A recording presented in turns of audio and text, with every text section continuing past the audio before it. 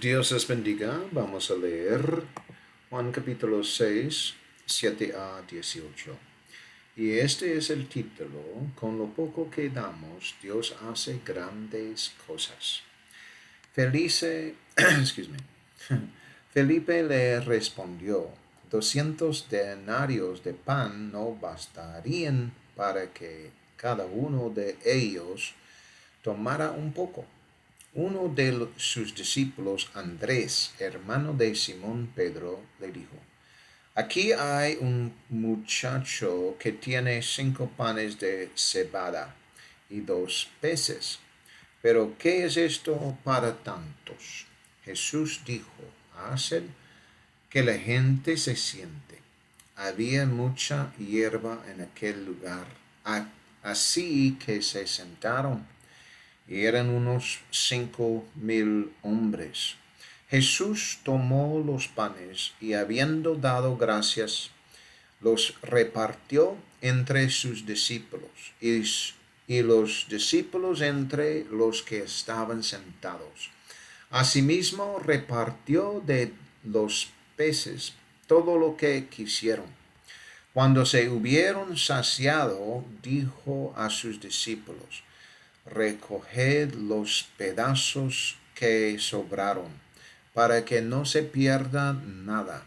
Los recogieron pues y llenaron 12 cestas con los pedazos de los cinco panes de cebada que sobraron a los que habían comido. Aquellos hombres entonces, al ver la señal que Jesús había hecho, decían: Verdaderamente este es el profeta que había de venir al mundo. Pero entendiendo Jesús que iban a venir para apoderarse de él y hacerlo rey, volvió a retirarse al monte él solo. Al atardecer, sus discípulos bajaron al mar y, entrando en una barca, comenzaron a cruzar el mar hacia Capernaum. Ya había oscurecido y Jesús aún no había llegado a ellos. El mar se agitaba a causa de un fuerte viento que soplaba. Leyendo una vez más, versículo 7 dice: Felipe le respondió: 200 denarios de pan no bastarían para que cada uno de ellos tomara un poco. Felipe señalaba que la multitud era demasiado grande, por lo que evaluaba de manera realista lo que se necesitaba.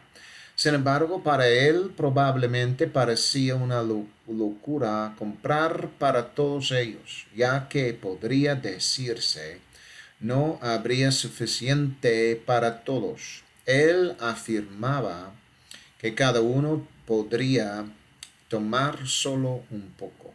En otras palabras, ninguno recibiría lo suficiente, sino apenas una probada. No satisfaría a ninguno de ellos. Sin embargo, Jesús buscaba que quedaron satisfechos. Jesús es, de hecho, el pan de vida. La palabra de Dios es lo que trae vida a las personas. Es vida para el alma de la humanidad. La palabra de Dios es lo necesario para que el alma se sacie y tenga vida. Es cierto que el pan que comerían serviría solo para esa comida en particular. No obstante, al haber sido multiplicado y provenir del mismo Jesús, quien obraba la palabra mediante el Espíritu, su consumo no causaría enfermedades, dolencias ni problemas de salud. La multitud entera quedaría saciada y obtendría todo lo que deseaba. Aquel pan no solo calmaría su hambre, sino que también beneficiaría su bienestar y su salud, incluso en aspectos que probablemente ellos no alcanzaban a percibir. En cambio, si hubieran comprado pan, no habría sido suficiente. Tampoco habría habido garantía de que no les causara ningún tipo de enfermedad. La diferencia entre lo que proviene del mundo y lo que proviene de Dios radica en que aquello que viene de Dios no perjudica la salud. Al contrario, lo que proviene de Dios produce buena salud y es beneficioso para todos. Versículo 8 dice, uno de sus discípulos, Andrés, hermano de Simón Pedro, le dijo, aquí hay un muchacho que tiene 5 panes de cebada y 2 peces pequeños, pero ¿qué es esto para tanta gente? La idea de presentar lo que tenían surgió de Andrés. Sin embargo, todos sabían que aquello probablemente no bastaría para satisfacer a más de una familia. Pero mediante la oración de Jesús, aquellos panes y peces podían multiplicarse y saciar a toda la multitud. Además, Jesús no solo actuaba en favor de la gente, sino que también estaba instruyendo a los discípulos. El propósito de esta enseñanza era que tuvieran fe en Dios. Acontecimientos de esta índole no eran algo que abundara para el pueblo en el Antiguo Testamento. No obstante, Jesús había llevado consuelo a muchas personas gracias a los milagros que realizaba. Así pues, cabe afirmar que sus milagros buscaban ayudar a la gente a recibir lo que necesitaba y aquello que les beneficiaría ante sus dolencias. En otras palabras, la idea central es esta. Debemos entregar al Señor todo cuanto tengamos, aunque nos parezca imposible hacer algo, sea lo que sea. Debemos ponerlo en manos de Dios, lo que Felipe vio, probablemente junto con el resto de los discípulos. Parecía imposible. Sin embargo, aquello que resultaba imposible estaba al alcance del poder divino de Dios. Dios podía hacer posible lo imposible. Por tanto, la meta de todo aquel que sirve a Jesús es poner en manos de Dios aquello que parece imposible y dejar que Él actúe, pues Él hará posible lo imposible. Amén. Versículo 10 dice, y dijo Jesús, haced que la gente se siente. Había mucha hierba en aquel lugar, así que se sentaron, y eran unos 5,000 hombres. Así pues, entendiendo que Jesús es a quien debemos acudir para hacer posible lo imposible, Él también nos instruye sobre qué hacer. Jesús pidió a los hombres que se sentaran, aunque la instrucción se dirigió a ellos. Naturalmente era para todos, hombres, mujeres e incluso niños, por lo que todos se sentaron. ¿Por qué se menciona la hierba?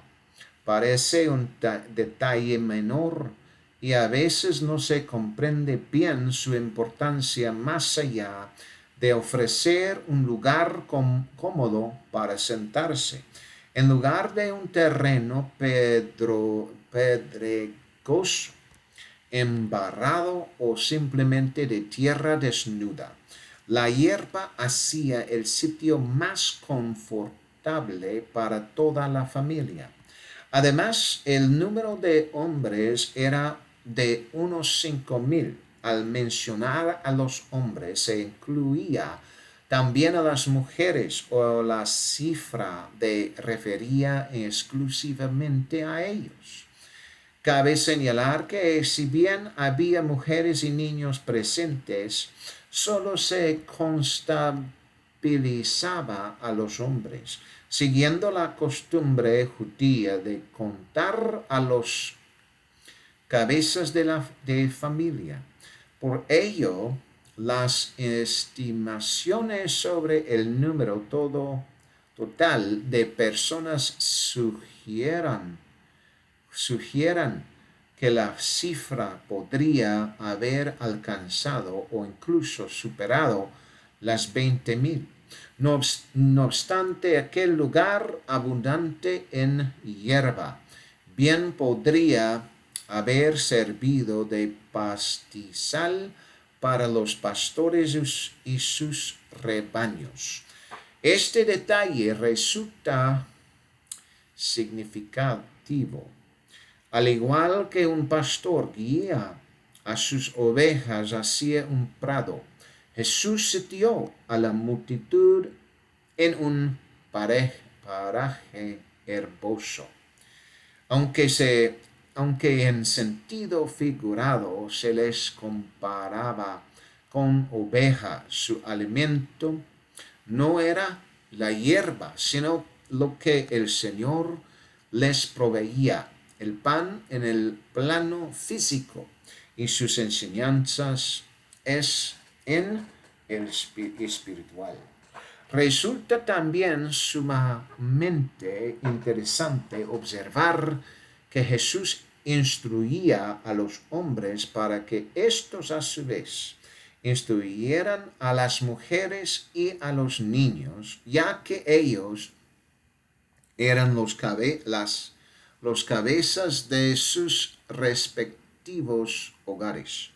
Recordemos asimismo el encuentro de Jesús con la mujer samaritana, quien le pidió del agua viva. Jesús le pidió que llamara a su marido. Aquello equivalía a solicitar la presencia del cabeza de familia, aun cuando él sabía que ella no tenía marido, pues el hombre con quien convivía no lo era. Por tanto, es probable que los rabinos actuaran de manera similar. Trataban con el cabeza de familia en lugar de hacerlo directamente con las mujeres y los niños. Versículo 11 dice, y Jesús tomó los panes y habiendo dado gracias, los repartió entre los discípulos y los discípulos entre los que estaban sentados. Asimismo de los peces cuanto querían. Jesús tomó los panes que le representaron y se volvió a la oración, dando gracias a Dios por ellos. Luego, por supuesto, permitió que se siguieran las instrucciones. Todos cumplieron las indicaciones que Él les había dado, y cada uno comió hasta saciarse. Sin embargo, Jesús comenzó repartiendo los panes primero a los discípulos. ¿Por qué acudiría Jesús primero a los discípulos para repartirlos? En cierto sentido, es también una forma en que Jesús distribuye su palabra, la palabra de Dios. Él la entregaba a sus escogidos. Luego, ellos procedían a entregarla a la gente. Creo que en primer lugar los discípulos la proporcionaban a los cabezas de familia, los hombres, y luego estos la repartían entre sus familias que estaban con ellos. Así, de esta manera, similar a lo que Pablo mencionó en Corintios, sobre que el hombre es la cabeza de la mujer, podemos asumir que los discípulos repartieron el alimento únicamente a los hombres y estos distribuyeron el pan y el pescado a sus familias. Por consiguiente, todos obtuvieron lo que necesitaban o deseaban y al final todos pudieron decir que estaban saciados. Lo mismo puede decirse cuando es el Señor Jesús quien distribuye, distribuye, distribuye la palabra de Dios a los llamados. Los llamados reciben la palabra de Dios y la transmiten a la gente. De hecho, tal como Felipe sabía que comprar pan para toda la multitud era una tarea imposible. La única forma de lograrlo era contando con la participación de Jesús cuando Él interviene. Es así como toda la gente recibe también la palabra de Dios. Por tanto, cuando los apóstoles salieron, lo hicieron predicando la palabra de Dios, las buenas nuevas del reino, el evangelio, y la repartieron entre la gente. Versículo 12 dice, cuando se hubieron saciado, dijo a sus discípulos, recoged los pedazos que sobraron para que no se pierda nada. Así pues, cuando se dice que quedaron saciados, significa que 5,000 hombres, junto con las mujeres y los niños, sumando probablemente más de 20,000 personas, tomaron de las cestas y comieron pan y pescado en abundancia. Al final nadie se fue con hambre. Todos habían comido y quedado plenamente satisfechos. Aquello fue para ellos un testimonio de lo que Jesús podía hacer. Por tanto, debió de resultarles asombroso poder tomar tanto como quisieran. Esto recuerda a los israelitas en el desierto, quienes salían temprano para la mañana a recoger maná para sus familias. Ciertamente podían recoger cuanto quisieran, pero debían consumirlo ese mismo día. En este caso, las familias recogieron todo lo que desearon y comieron en abundancia. Al terminar, podemos decir que estaban completamente saciadas, tal como ocurre en el Día de Acción de Gracias, cuando la gente come hasta quedar satisfecha. Finalmente recogieron los fragmentos, es decir, los trozos de pan que la gente había partido y dejado sin comer. Ya no podían ingerir más, pero la cantidad de esos fragmentos superaba a la que tenían al principio. Así, el hecho de que todos comieran hasta saciarse y de los fragmentos sobrantes fueran más numerosos que la provisión inicial sirvió de testimonio del poder y el cuidado de Dios, así como de la verdad de que Jesús es el Señor. Versículo 13 dice, entonces los recogieron y llenaron 12 cestas con los fragmentos de los 5 panes de cebada que sobraron a quienes habían comido. Jesús había dado instrucciones al principio. Había dado gracias a Dios y había repartido el pan y el pescado que había recibido.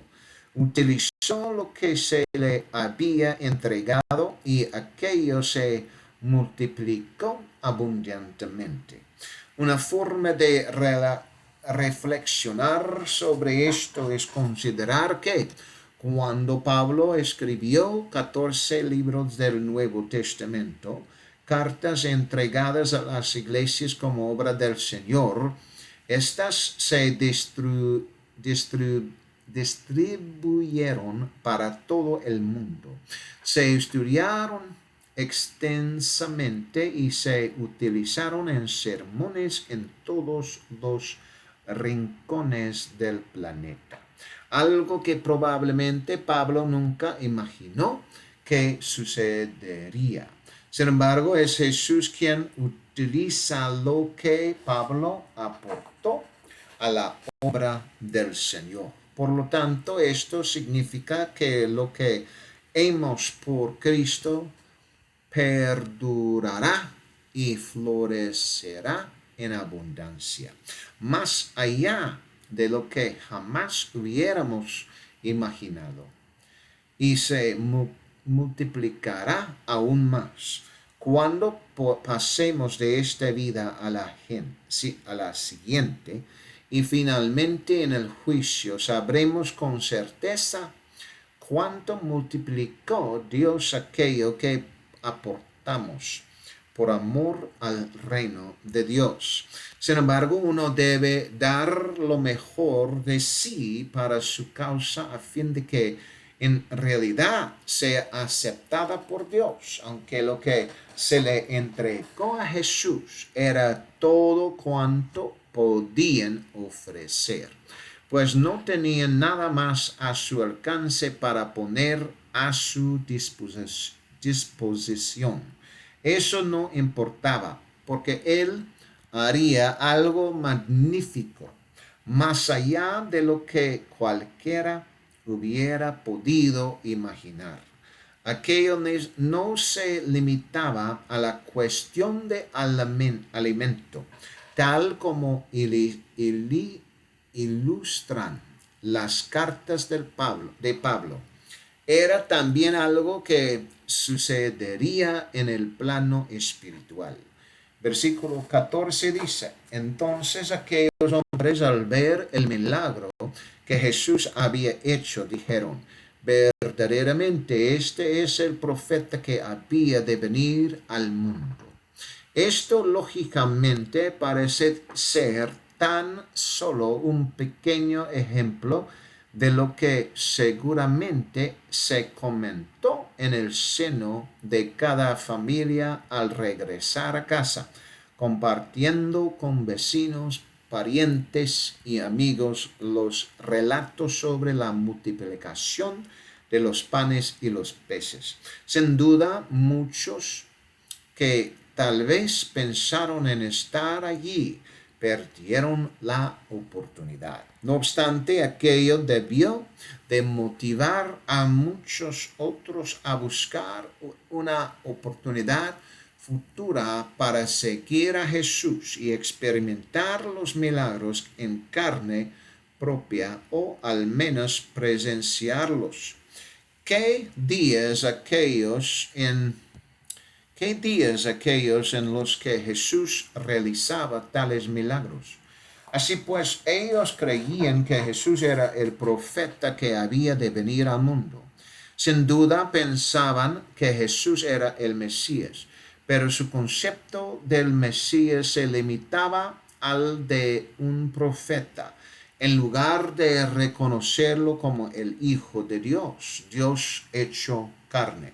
Por supuesto, al no estudiar a fondo la palabra de Dios ni mantener la mejor relación con Él, es posible que no llegaran a comprender los detalles más profundos acerca del Mesías. Aún así, habían creído hasta cierto punto. Eso era lo que sentían. Eran distintos entonces a la multitud de Jerusalén, especialmente aquellos que deseaban su muerte. La experiencia de los habitantes de Galilea fue diferente a la de los de Judea y Jerusalén. Versículo 15 dice: al darse cuenta Jesús de que iban a venir para llevárselo a la fuerza y proclamarlo rey, se retiró de nuevo a la montaña él solo. Su convicción de que Jesús era un profeta era muy firme. Sin embargo, querían que fuera rey. Él ya era el rey de los judíos. Para ellos querían que guiara a los israelitas para dominar a los romanos. Ese no era el propósito de Jesús. Observa cómo reaccionó Jesús ante quienes intentaban obligarlo o a convertirse en rey en aquel momento. Jesús no formaba parte de ningún movimiento político que buscara expulsar a los romanos de Israel. Por el contrario, Jesús estaba estableciendo una iglesia, no un movimiento político para coronarlo rey. Jesús asumiría ese papel cuando regresara a la tierra, pero reinaría sobre todas las naciones del mundo, no solo sobre una. En otras palabras, su enfoque consistía en abordar la situación de una manera mucho mejor, la manera correcta.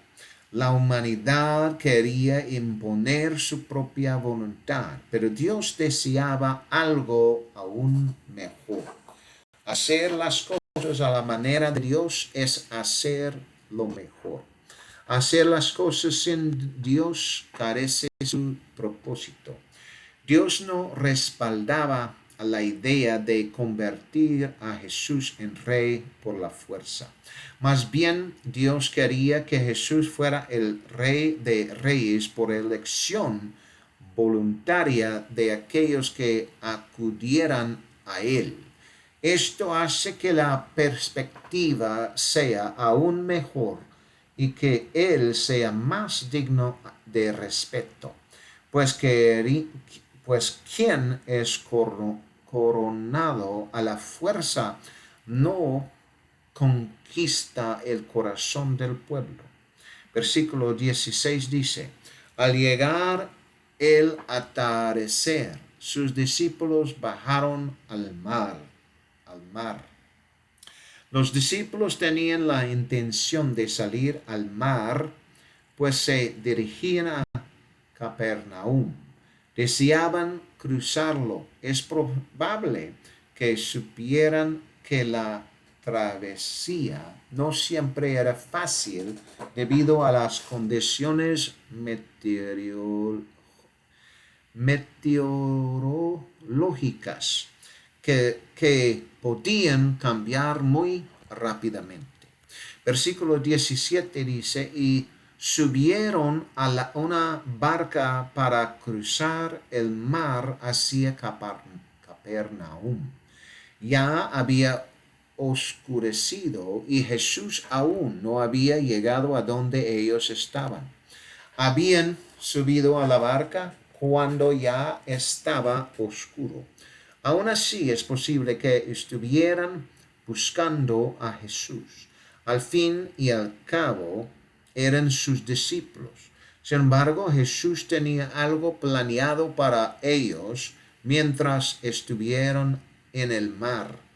Iba a enseñarles a mantener la mirada pues en él. Él se valdría de Pedro con su personalidad extrovertida y sociable para enseñarles a mantener la mirada puesta en él, aunque en aquel momento ellos no terminaban de comprenderlo. Al estar oscuro resultaba más difícil ver a distancia. Sin embargo, cuando hay luna y uno se encuentra en el mar, la visibilidad suele ser mejor, ya que no hay obstáculos que la impidan. Jesús se dirigía hacia ellos. aunque no lo hizo hasta que surgió un problema con el tiempo. Versículo 18 dice, y el mar se embraveció a causa de un fuerte viento que soplaba. Es fácil imaginar que verse sin Jesús supone un problema considerable. No obstante, con Él uno puede confiar en que las cosas saldrán bien. Quizás en esta vida terrenal, quien se aferra a Jesús deba afrontar persecuciones y otras adversidades que otros tal vez no sufran. Pero en la eternidad, quienes siguen a Jesús están seguros. Nadie puede arrebatarlos de la manera de Dios, de la mano de Dios. Esa es la verdad. Aunque el mar se agitó, si interpretamos el mar en sentido figurado como el mundo y el fuerte viento como un problema, parecería que el mundo causa dificultades a quienes buscan a Jesús. Sin embargo, estas cosas son pasajeras. Es posible que los discípulos ya hubieran enfrentado vientos tan fuertes anteriormente, pero también cabe la posibilidad de que Jesús quisiera que soplara a aquel fuerte viento para poder llegar justo a tiempo. Aleluya. Y que Dios les bendiga en este momento. Aleluya. En el nombre de Jesús.